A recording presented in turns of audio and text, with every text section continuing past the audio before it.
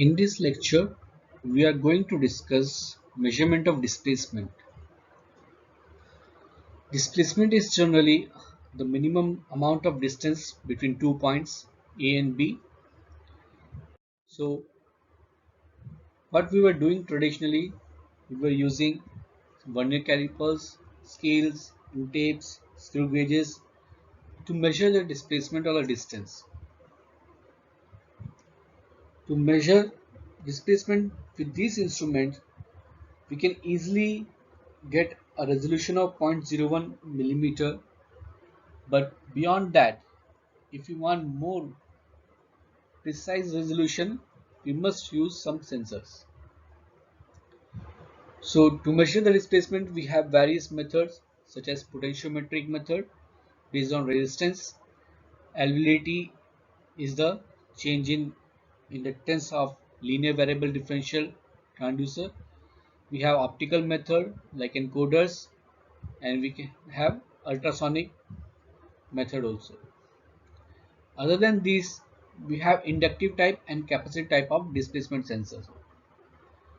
So we will first discuss potentiometric type displacement transducer.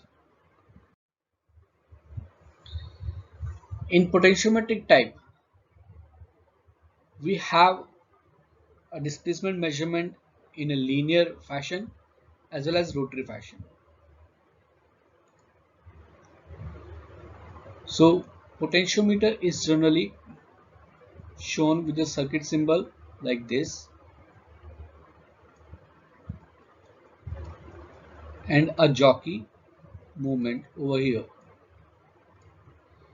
So we apply a voltage V input which spreads on a full scale of this resistance, and this wiper, wherever it gets connected, corresponding to that, it will give us a voltage output. So for displacement transducer, we will be connecting this wiper to the object in the displacement using a slider arm. So as the object moves, our wiper will also move, and the wiper or the jockey will be giving us a change in the output voltage V output, and it will be corresponding to the motion of this object.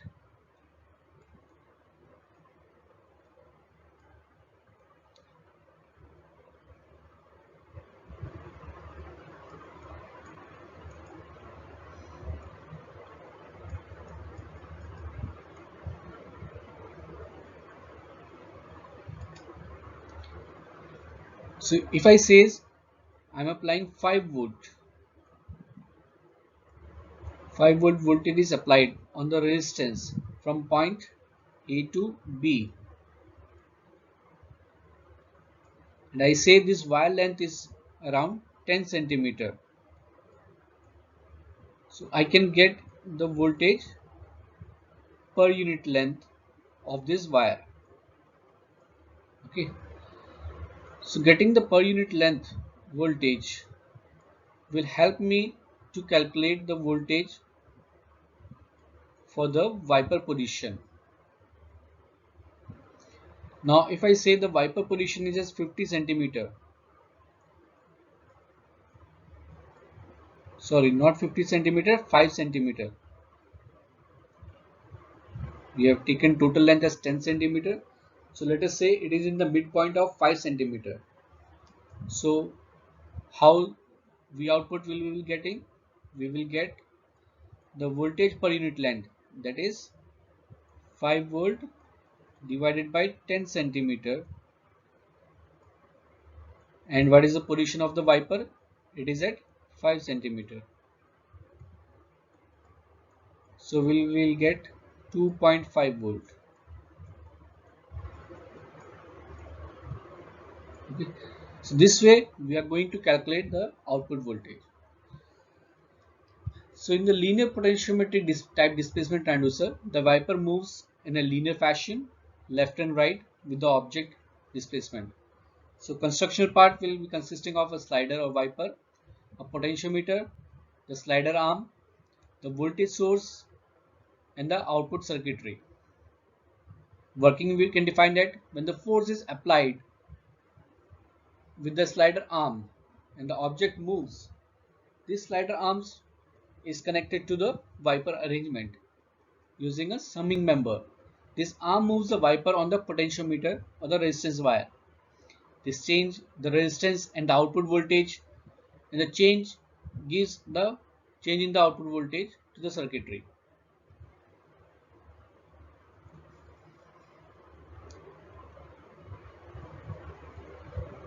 So this is how it looks like.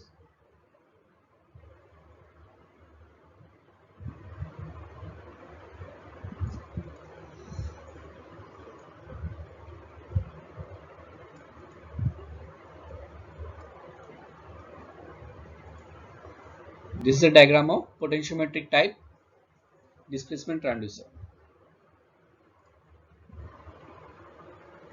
This is another application when the potentiometric type is attached to a movable or measuring plate, and from this measuring plate the potentiometer movement is giving some output, and that is given to the circuitry. So here the application is on air filter. Air is coming from the filter towards the air intake chamber.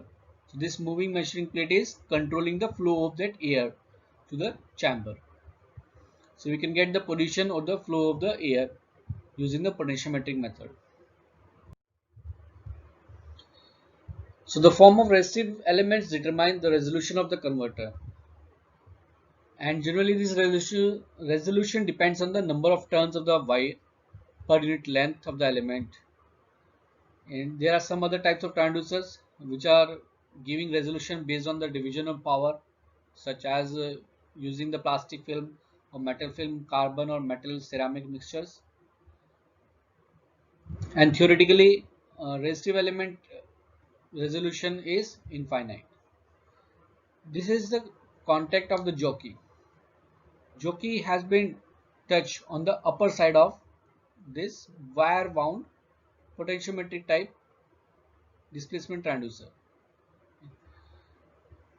So we are getting the touch point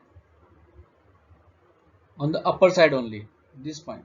So here let us say we are getting 0 volt, and at the extreme end we are getting the maximum voltage. Okay, so the wire has been wound on a cylindrical portion, and it is taking turns back and back, and it is reaching to the end position. So next output we will get on the after one complete turn of the wire here. Okay, so next output we will getting here. So the jockey connection you can see in the diagram here. This jockey has been moving on the cross sectional area of the wire, so we will get voltage in the steps. In the first touch area we will get output like this. Second touch area we will get some difference in the output, because it will give after one turn of the wire the resistance value will be changing, and accordingly the output will be in the step size. If the jockey has been touched on two wire, then we will get the output step something like this. Now we are discussing rotatory type potentiometric displacement transducer. As you can see in the figure, a rotational arrangement can be attached to this rotatory type displacement transducer,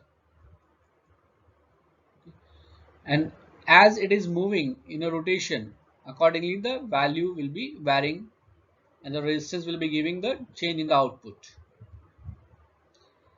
As you can see in the example, there is a threaded drum which has been connected with a spring and a potentiometric or rotatory sensor. So when threaded drum is moving, the potentiometer is giving the output on a display or the recording device. The jockey may have different types of contacts such as U shape, it is a pinpointed jockey connection, it is a V shape and a circular shape.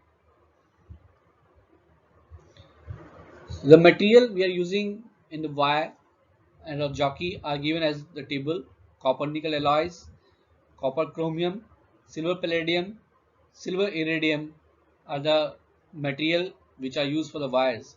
And for the jockey we are using gold, silver, nickel, silver, graphite, platinum, iridium types of material.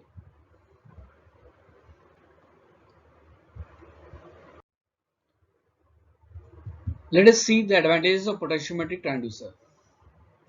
It is very simple in design, so it is easy to operate, economical, and they have the ability to give the large amplitude of displacement.